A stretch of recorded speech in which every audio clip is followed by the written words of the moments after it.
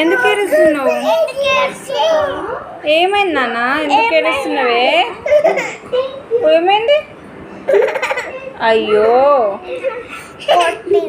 చెప్పరా? ఏం పెట్టుకుంటున్నావు? చిచ్చి ఆయేది తీసి ఇవ్వు అమ్మకి ఇవ్వు. అగో బాల్ అక్కడ ఉంది, తీసు ఆడుకో. బాల్ అక్కడ ఉంది, వెళ్ళు.